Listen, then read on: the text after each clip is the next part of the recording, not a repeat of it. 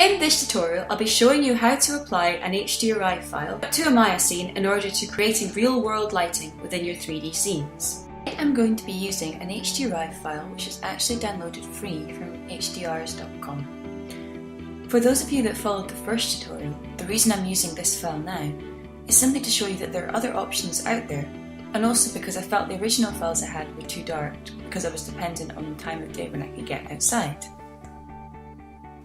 Applying your HDRI in Maya. Here I have set up a very basic plane with a light Lambert shader on it.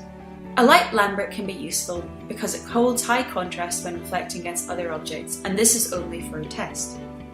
I have also put in a cube to which I have applied a blend. A useful one for Chrome is having a blend shader with a diffuse value at 0 and reflectivity up at 1, which results in a mirrored surface. Under the Mental Ray tab, go to the Render settings. In the same tab, scroll down to Environment and select the Create tab next to Image-Based Lighting. This automatically creates a sphere. It will remain blank until you assign an image. In the right menu, select File under Image Name and select your HDRI from wherever you've saved it on your computer.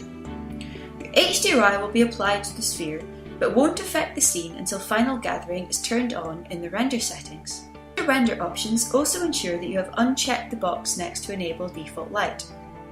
This will give partial illumination from the HDRI. Don't also be surprised if your image is coming out dark or very bleached. As with Photoshop, the image in front of you contains far more information than the monitor is able to display. The images still might not match the quality or values of the original photos. There are other methods of using the HDRI node which can often give you more control over the image. If you've set up an image-based lighting which you are not happy with, you can either just delete the sphere, or you can go into the Render settings and just hit Delete under Environment tab. Another alternative is to set up your own geometry and map your HDRI to it. To do this, in Polygons, create a sphere and scale it up over the scene to match the setup you got with the LIBL. Apply a surface shader to the sphere.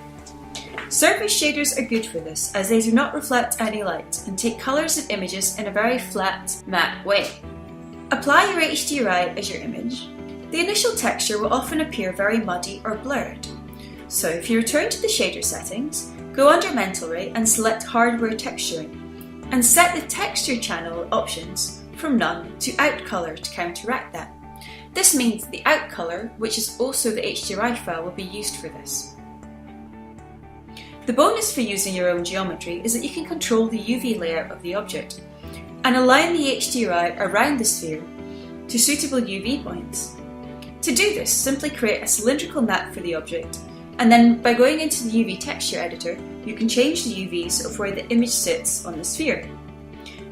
This is very useful if you're raising the floor or aligning the scene, and also for compositing an object back into the scene, as you can control where and how it sits in the environment for some consistency. If the image is still really dark, you can brighten it via the surface shader options by adjusting the colour grain, which will brighten the brightest part of the image. Testing and saving renders are a good indication of variation between files.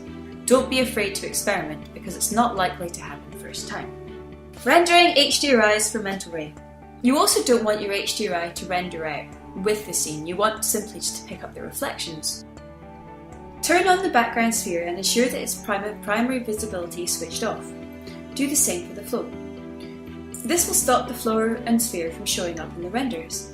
It will still affect the objects in the scene as shown, but it won't show up in the final render.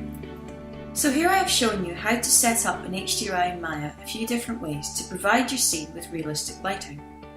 This is just a basic lighting setup from which you can build the rest of your scene.